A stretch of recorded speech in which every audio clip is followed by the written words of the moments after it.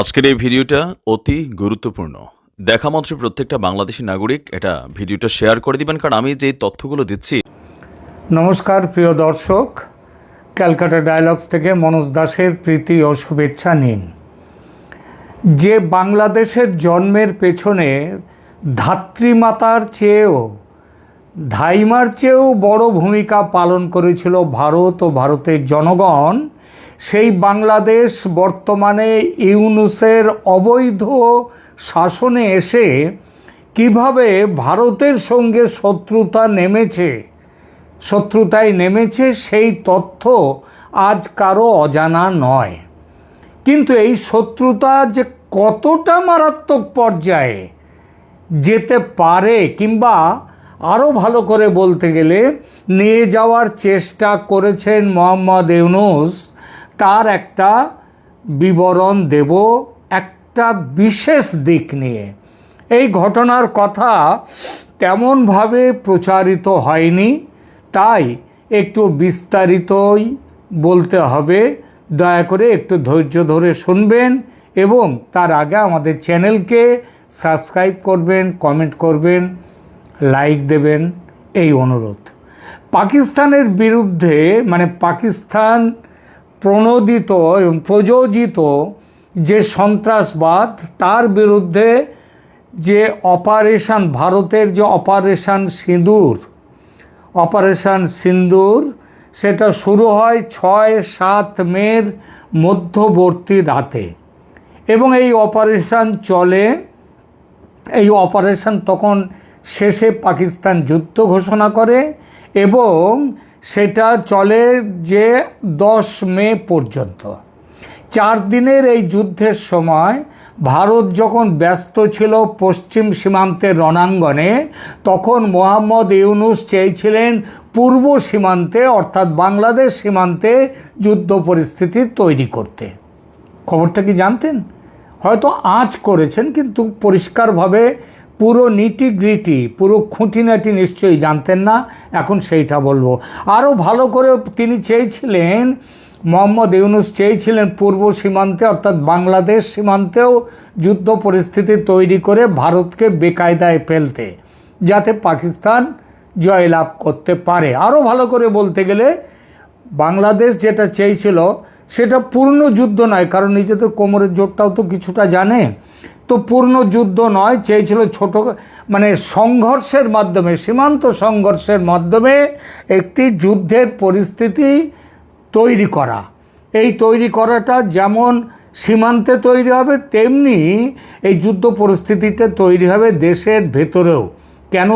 কারণ শুধু ভাবা নয়, বিজিবি বা বর্ডার গার্ডস বাংলাদেশকে কাজে লাগিয়ে এগিয়েও গিয়েছিলেন, কিন্তু অনেকখানি এগিয়ে গিয়েছিলেন।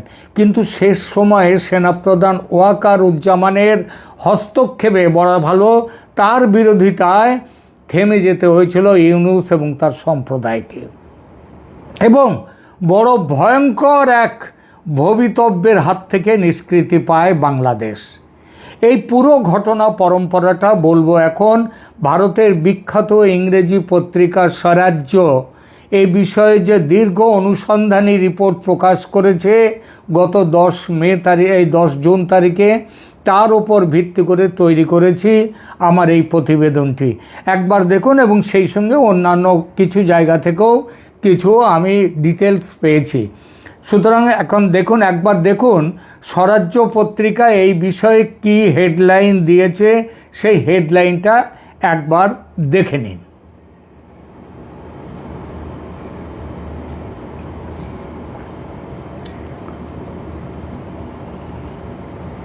দেখলেন? এইবার দেখুন, ইউনূস ঠিক করেছিলেন যে ভারতের সাথে সীমান্তে ছোট ছোট সংঘর্ষ তৈরি করতে পারলে দেশের গভীর অস্থির যে আভ্যন্তরীণ পরিস্থিতি, সেই পরিস্থিতি থেকে জনগণের মনোযোগ অন্যদিকে সরিয়ে নেওয়া যাবে, এবং সেটা সরিয়ে নেওয়া গেলে এবং সেই সঙ্গে ভারতকে আক্রমণকারী হিসেবে দাগিয়ে দিতে পারলে জনগণকে তার পেছনে একত্রিত করা যাবে। জনগণ তখন যে বর্তমানে ইউনূস সরকার যে ক্রমবর্ধমান চ্যালেঞ্জের মুখোমুখি হয়েছেন বাংলাদেশে, সেই যে চ্যালেঞ্জগুলোর হাত থেকে তিনি নিষ্কৃতি পাবেন। তো সেই জন্য মোহাম্মদ ইউনূস ভাবলেন কি, যে পেহেলগাঁও ঘটনার সময় তার সমস্ত অভ্যন্তরীণ যে সমস্যা, তার থেকে দেশের মানুষের মনোযোগ অন্যদিকে সরিয়ে দেওয়ার জন্যে তিনি একটি অশুভ ষড়যন্ত্র, একটা কনস্পিরেসি তিনি তৈরি করলেন।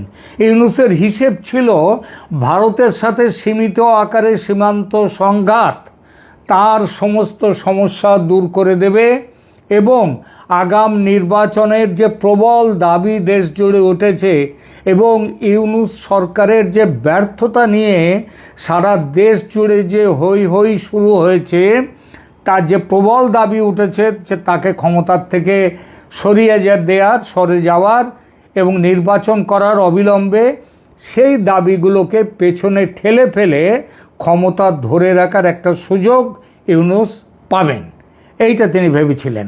তার বিশ্বাস ছিল ভারতের সঙ্গে যুদ্ধ বা যুদ্ধ ধরনের ঝামেলা বাঁধলে জনগণ ও রাজনৈতিক দলগুলো জাতীয়তাবাদের চেতনায় বুঁদ হবে, দেশকে বাঁচাতে হবে।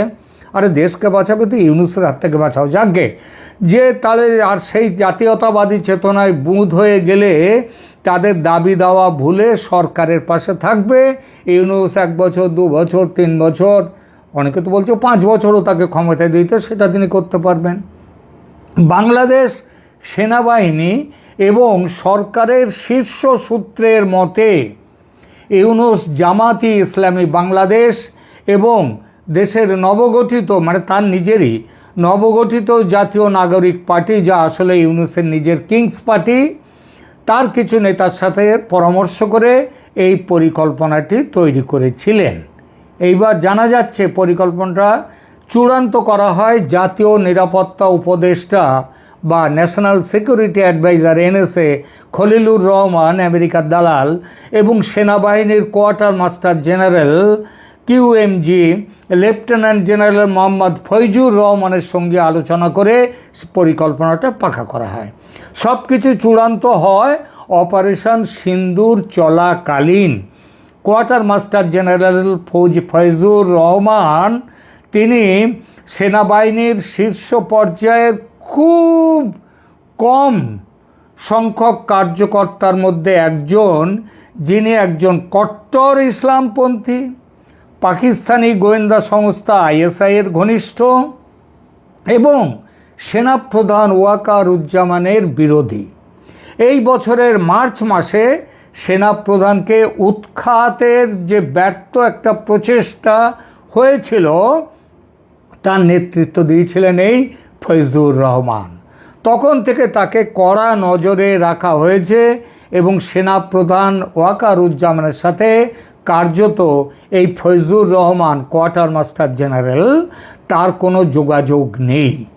এই কারণেই 46তম স্বাধীন পদাতিক ব্রিগেড বাংলাদেশের, যাকে ঢাকা ব্রিগেডও বলা হয়, তার সাথে যুক্ত একজন কর্নেল পদমর্যাদার কর্মকর্তাকে দায়িত্ব দেয়া হয় যে ইউনূসের এই পরিকল্পনাটি সেনাপ্রধানের সামনে উপস্থাপিত করতে এবং সেই উপস্থাপন করে সেনাপ্রধানের সাহায্য, তার সমর্থন জোগাড় করা, এই দায়িত্ব। পরিকল্পনাটা কী ছিল এবার তাহলে বলি। ভারতের মনোযোগ পাকিস্তানের দিকে কেন্দ্রীভূত হয়েছে পেহেলগাঁও হত্যাকাণ্ডের পর। ইউনূস এবং তার সহযোগীরা মনে করল এই হচ্ছে উত্তম সময় তাদের প্রতিবেশী ভারত বাংলাদেশ সীমান্তে এইবার উস্কানিমূলক কর্মকাণ্ড যদি খুব বেশি করা হয়, ভারত মনোযোগ দিতে পারবে না। আর মনোযোগ দিয়ে এগিয়ে এলেই বলা হবে যে ভারত বাংলাদেশকে আক্রমণ করেছে, 75 চলবেই অন্যরকম। ঢাকা ক্যান্টনমেন্টের একজন সিনিয়র স্টাফ অফিসার তিনি স্বরাজ্য পত্রিকাকে জানাচ্ছেন, পরিকল্পনাটা ছিল সীমান্তে বর্ডার গার্ডস বাংলাদেশ, এই বর্ডার গার্ডস বাংলাদেশ বা বিজিবিকে লেলিয়ে দেয়া হবে ভারতের বিএসএফ এর বিরুদ্ধে, এবং এমন পরিস্থিতি তৈরি করা হবে যাতে ভারতের সীমান্ত নিরাপত্তা বাহিনী বিএসএফ এর সাথে সংঘর্ষ শুরু হয়।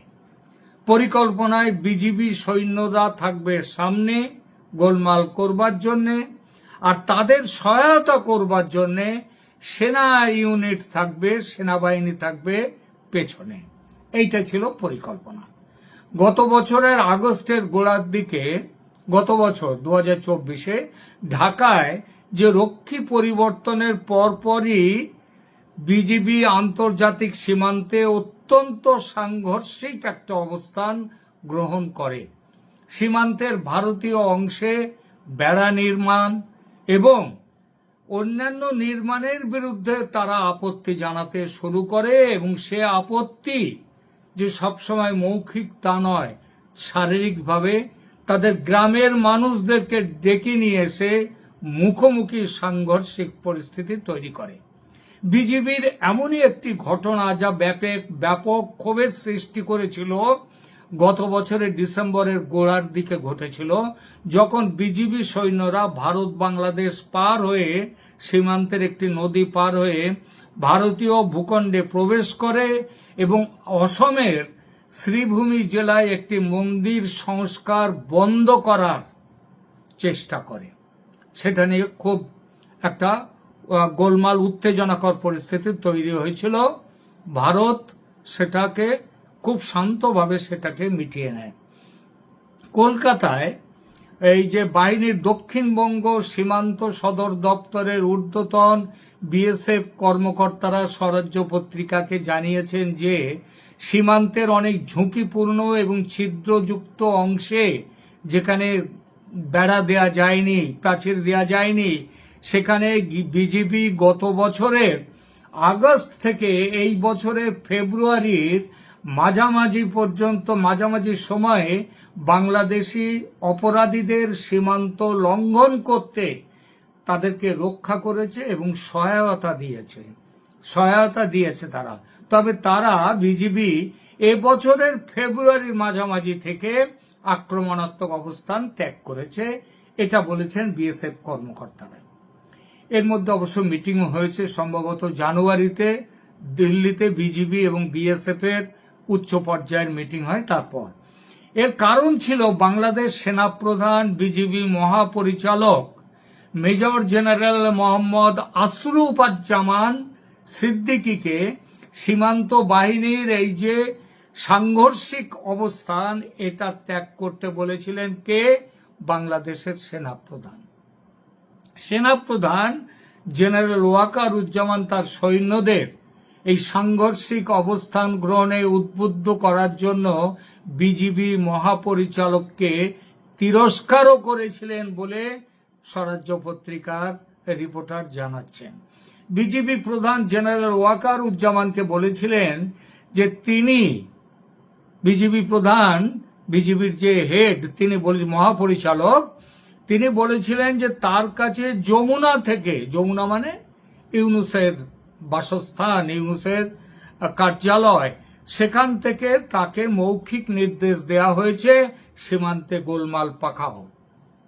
ইউনুস চাইছিলেন বিজিবি আবারও যুদ্ধে লিপ্ত হোক, সংঘর্ষে লিপ্ত হোক এবং বিএসএফ কে ছোট ছোট সংঘর্ষে লিপ্ত করতে উৎসাহিত করুক।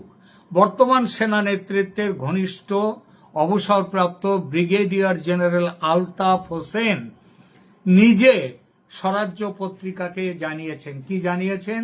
তিনি যেটা বলেছেন আমি সেটা উল্লেখ করছি।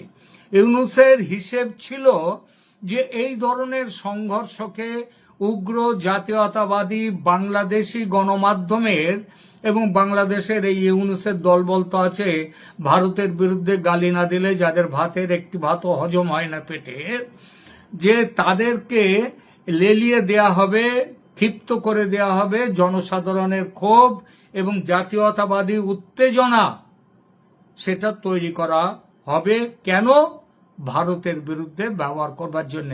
এবং তাহলে কি হবে? ইউনুস এবং সহকর্মীরা তাদের এই উগ্রতা এবং আক্রমণাত্মক বক্তব্যের মাধ্যমে এই জাতীয়তাবাদী উত্তেজনাকে আরো হাওয়া দেবেন এবং এর ফলে কি হবে তাহলে? সমস্ত জাতি তারা তাদের সব রকম এই পায়নি ওই পায়নি, আইন শৃঙ্খলা নেই, চাকরি নেই, টাকা নেই, খাবার নেই, দাবার নেই, মব যাকে খুশি তাকে মারছে, এই সব ছেড়ে এবং এক্ষুনি নির্বাচন চাই, এই দাবি সব দাবি ভুলিয়ে দিয়ে তার সমস্ত ঘরোয়া সমস্যা দূর করে ফেলবেন, এইটাই ভেবেছিলেন।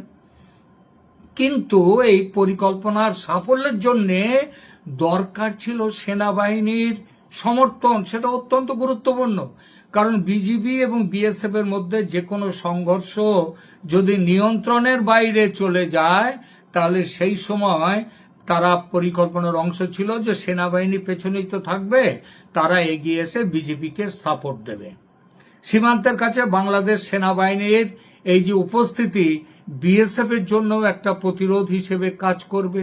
বিএসএফও সতর্ক থাকবে, তাদের লক্ষ্যবস্তু যেটা সেটা পৌঁছতে তাদের বাধা দেবে, এইটাই ভেবেছিল।